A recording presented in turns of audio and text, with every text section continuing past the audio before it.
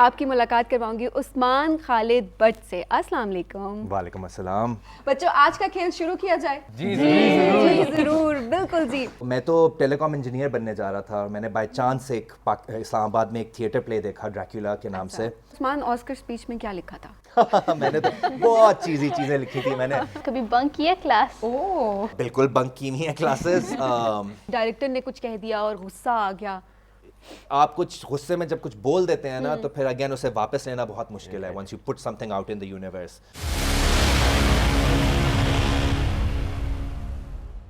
अमूमन गुस्से के तेज हैं आप? क्या गुस्सा आता है जब कभी तो उस्मान क्या करते हैं? चीजें तोड़ते हैं, चीखते हैं या खामोश हो जाते हैं? मैं बिल्कुल खामोश हो जाता हूँ। मैं एक होता है ना, या तो आप एक्सप्लोड करते हैं या आप इम्प्लोड करते हैं। तो मैं इम्प्लोड करता हूँ, मैं अपने आप को रिमूव कर देता हूँ एक ऐसी सिचुएशन में, मैं अकेला बैठ जाता हूँ। बिकॉज यू नो आप कुछ गुस्से में जब कुछ बोल देते हैं ना तो फिर अगेन उसे वापस लेना बहुत मुश्किल है once you put something out in the universe. अभी आपके अंदर है वो ठहरा हुआ है। बिल्कुल बिल्कुल। और ये आने में बहुत टाइम लगता है। लाइक आप जब 30s क्रॉस कर देते हैं या फिर 25 से आप ऊपर चले जाते हैं, उसके बाद आपकी पर्सनालिटी में आई थिंक ये सब तजर्बे जो हैं और ये जो लर्निंग प्रोसेसेस हैं ये तो आपकी ज़िंदगी भर चलते रहते हैं। आई थिंक हमारा जो सबसे बड़ा मिथ था ना ग्रोइंग अप, यू नो, जब आप 15 साल के होते हैं, 14, आप कहते हैं यार मैं 18 साल का हूँगा ना तो फिर मतलब मेरी ज़िंदगी बदल जाएगी। फिर आप कहते हैं मैं 21 साल का हूँगा ना तो मेरी ज़िंदगी बदल जाएगी।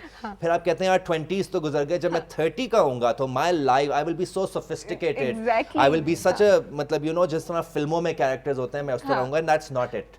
ऐसा होता नहीं है अनफॉर्चुनेटली। आपको तजर्बों पे तजर्बे आप सीखते रहेंगे जब तक यू नो मतलब यूर अलाइव। 18 ईयर्स के तो हो के आप सोच रहे थे अच्छा अब जब 25 का होगा मेरे पास इतनी अच्छी नौकरी होगी, मैं वेल सेटल्ड होऊंगा, इतना कैपिटल होगा, 26 के होंगे, शादी हो चुकी होगी, 27 के होंगे, बच्चे हो चुके होंगे, तो वो डेफिनेटली ये एक आप सोच रहे होते, लेकिन चीजें एकदम से चेंज हो जाती है, जिंदगी बदल जाती है। उसके साथ साथ आपको फिर एडजस्ट भी करना पड़ता है। तो आपके मुताबिक हमें खामोशी इख्तियार करनी चाहिए गुस्से में। सब बच्चे सुन रहे हैं, मैं इसलिए इस बात पे ज़्यादा जोर दे रही हूँ कि अभी जो आप बहुत सारी प्लानिंग भी कर रहे होंगे कि आगे जाके ये बनना है, ऐसे करना है, वैसे करना है, चीज़ें बदलेंगी और इस चेंज को भी साथ में एक्सेप्ट करना बहुत ज़रूरी होता है। अच्छा उस्मान, कोई ऐसे डायरेक्टर जिनके साथ काम करते हुए आपको बहुत मज़ा आया और आप कभी कोई आपको कहे ना वो डायरेक्टर कि ये ड्रामा आपने करना है उस्मान, और आप कहें कि आंखें बंद करके स्टोरी पूछे बगैर आप कहें अच्छा मैं नहीं करना है क्योंकि मुझे इन डायरेक्टर ने कहा इतना कोई पसंद है? मैं एक्चुअली बहुत फॉर्चुनेट हूँ कि मैंने बहुत अच्छे डायरेक्टर्स के साथ काम किया हुआ है, चाहे वो हाइसम हुसैन हो, चाहे वो हसीब हसन हो, चाहे वो सैफ़ी भाई हो, चाहे वो दानिश नवाज़ हो जिन्होंने चुपके चुपके बनाए हैं। तो इनमें से एक्चुअली कोई भी डायरेक्टर मुझे कॉल करे और कहे कि यार एक ड्रामा है और आप करना चाहेंगे और कैरेक्टर इंटरेस्टिंग हो, मतलब दैट इज़ वन थिंग कि यू नो कि कहते हैं अगर कैरेक्टर मुझे इंटरेस्टिंग लगे तो डेफिनेटली इनमें से एक्चुअली एनी डायरेक्टर कोई भी इनमें से आ जाए। बिकॉज यू नो मुझे एक्टिंग में यू नो हम लोग हमेशा समझते हैं ना कि ये एक वन पर्सन जॉब है, यू नो आप गए आपने अपने डायलॉग्स बोले, बट इट्स नॉट दैट। ये एक you know 30 to 40 crew members मिलकर, including actors, your directors, from spot boys to lighting experts to your cinematographers, ये सब मिलके एक प्रोजेक्ट बनाते हैं। तो इन सब की हार्मनी होना बहुत जरूरी है। तो ये चीज़ जब आप किसी सेट पे जाते हैं ना और आपको सेट पे पता चलता है कि यार अच्छा माहौल ऐसा क्रिएट हुआ है कि एक दोस्ती भी है, सब मिलके काम कर रहे हैं, तो फिर आपको लगता है कि यार अच्छा ये काम अच्छा निकलेगा भी।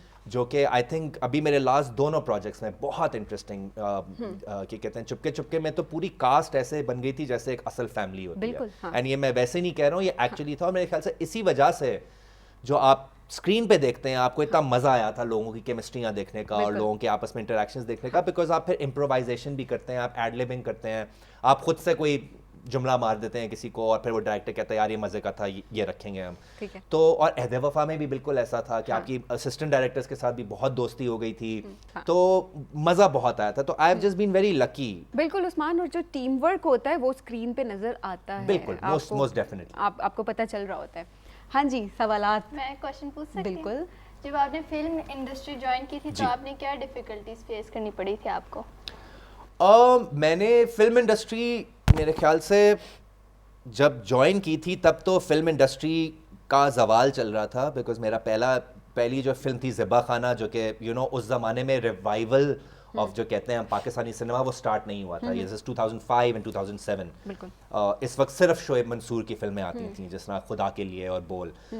ये नए नए जो मतलब नए तो नहीं, खैर मतलब मंजे हुए डायरेक्टर्स हैं सारे, बट जो इनका जो फिल्म फोरे था वो स्टार्ट नहीं हुआ था। सो उस ज़माने में मतलब आप इसको एज एन इंडस्ट्री क्योंकि नहीं लेते थे, तो मतलब मेरे लिए लिबरेटिंग ज़्यादा था, बिकॉज कोई प्रेशर ही नहीं था, राइट, कि यार ये हिट होगी या फ्लॉप होगी, या रेटिंग का मतलब रेटिंग का क्या सिस्टम होगा, हाँ। या ये कितने हफ्ते चलेगी सिनेमा में, ओपनिंग नंबर्स कितने किए आपने, ओपनिंग वीकेंड कितना आपका हुआ। तो हमारे पास ये प्रेशर ही नहीं था, तो it felt so much fun. अब आप शायद 2 दफ़ा सोचें कि यार अच्छा स्क्रिप्ट वो होनी चाहिए, उस वक्त मतलब इट वाज जस्ट एक अपॉर्चुनिटी थी, and you just seize that opportunity. तो उस्मान, ये एक चैलेंज आ गया है रेटिंग की वजह से, एक चीज़ें बहुत ज़्यादा एक्टिंग करियर में आप बहुत ज़्यादा चीज़ें सोच के आते हैं, क्योंकि वो चैलेंजिंग हो जाती हैं आपके लिए। बिल्कुल। क्योंकि यही है कि लोग पसंद करेंगे नहीं करेंगे, रेटिंग आएगी नहीं आएगी, तो इसकी वजह से थोड़ी डिफिकल्टीज अब फेस करनी पड़ जाती हैं। ऑल्सो प्लस मतलब अब एक फॉर्मूलाइक मोल्ड भी बन चुका है ना, कि मतलब एक हिट फिल्म क्या है। उस ज़माने में ये था ही नहीं, क्योंकि उस ज़माने में खुदा के लिए, बोल, फिर साथ में एक ज़िबा खाना, फिर साथ में एक जिंदा भाग, कोई 2-3 फिल्में ऐसी आ रही थी, तो हम एक्सपेरिमेंटेशन बहुत ज़्यादा कर रहे थे। फिर बीच में आई थिंक एक टाइम आ गया where we started copying kind of our neighbours, right, मतलब होलसम फैमिली एंटरटेनर्स जिनमें थोड़ा बहुत ह्यूमर हो, थोड़ा बहुत मैसेजिंग हो। तो मुझे हॉरर का बहुत शौक है। ठीक है, मैंने मेरे ख्याल से जो पहली फिल्म लिखी भी थी, जो पहली स्क्रीन पे लिखी थी for a movie, was for a film called सया, कि कहते हैं which was a horror film through and through. अगर मैं एक फिल्म कर रहा हूँ तो मुझे फिर एक चॉकलेट हीरो बनना है उसमें, मेरे बाल एक तरह से होने चाहिए, मेरी लुक एक तरह से होनी चाहिए। तो ये आर्टिफिस जो है सारा, अगेन बिकॉज ऑफ थिएटर कभी था ही नहीं, बिकॉज थिएटर में आपके बाल ख़राब हो, आपकी मतलब चाल ख़राब हो, आपके ने क्या पहना हुआ है, दैट्स इममटीरियल। कोई मसला ही मतलब कोई, that's not the issue, the issue is your acting, कि आप अच्छी एक्टिंग करें, आप किरदार में हैं या नहीं है। तो चैलेंजेस एज सच, फिर जब री एंटर किया तो फिर ऑब्वियसली कि कहते हैं जब क्रिटिक मिलती है आपको, क्रिटिसिज्म मिलती है आपको, तो फिर obvious you kind of, it's very hard कि आप उसे पर्सनली ना लें, बट फिर उसको, उस नेगेटिव इमोशन को जब्त करना, उससे सीखना और आगे ऑनवर्ड्स एंड अपवर्ड्स जो हम सब कहते हैं वो करना, दैट्स द रियल चैलेंज। तो ये ज़्यादा मुश्किल नहीं होता? वैसे मुझे लगता है बहुत मुश्किल होता है कि जब आपको कोई क्रिटिसाइज करे एंड देन आप बहुत मुश्किल से आप उसको पॉजिटिवली ले सकते हैं, क्योंकि आपको ये नहीं पता होता इस फील्ड में कि कौन आपको कौन पर्सनल अटैक्स कर रहा है, या कौन जो है कंस्ट्रक्टिव क्रिटिसिज्म की तरफ जा रहा है। सो ये एक इसमें डिफरेंशिएट करना मुश्किल हो जाता है बाज़ औक़ात। I think as far as critics are concerned इतना मुश्किल नहीं होता, लेकिन मतलब ये अगेन हम एक सोशल मीडिया की दुनिया में रह रहे हैं, राइट। आज से 10-15 साल पहले तो ना हमें न्यूज़ इन्फॉर्मेशन इतनी मिलती थी, ना हमें किसी एक्टर की, किसी डायरेक्टर की, किसी एक्ट्रेस की पर्सनल लाइफ के बारे में टू बी ऑनेस्ट इतना पता चलता था। कुछ मैगजीन्स आते थे, वो कभी कभी एक महीने में या 2 महीने में एक आप मैगजीन पढ़ते थे, आप कहते थे और अच्छा ये इससे शादी कर रहा है, ओ।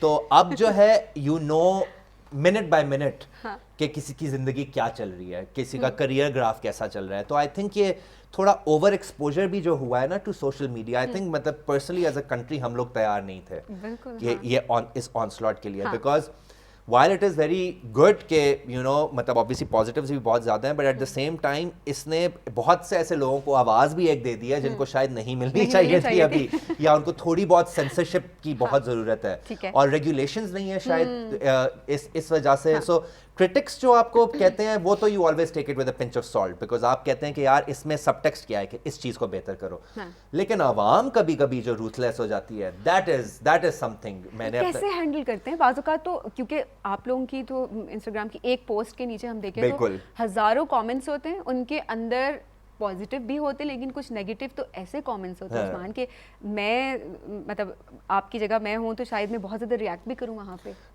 मैं करता था, but then you suddenly realise after a point कि इसका कोई फ़ायदा नहीं है, बिकॉज जहाँ आप एक को चुप कराएंगे वहाँ 10 और उठ जाएंगे, और आई थिंक एक सर्टन एम्पावरमेंट भी वो फील करते हैं। ट्रोल्स की मैं बात कर रहा हूँ, जब आप उनको जवाब देते हैं, उनको लगता है कि ओ मेरी बातों से इतना इम्पैक्ट हुआ है इस इंसान की ज़िंदगी में कि इसने जवाब दिया। और मैं हमेशा, मुझे बहुत लोग कहते थे तुम चुप क्यों नहीं कर जाते, तुम क्यों तुम्हें क्या ज़रूरत है कि तुम जवाब दो। और मैं हमेशा कहता था कि कहते हैं कि कार्मा इज समथिंग राइट, तो मैंने कहा मैं कार्मा हूँ इनके लिए।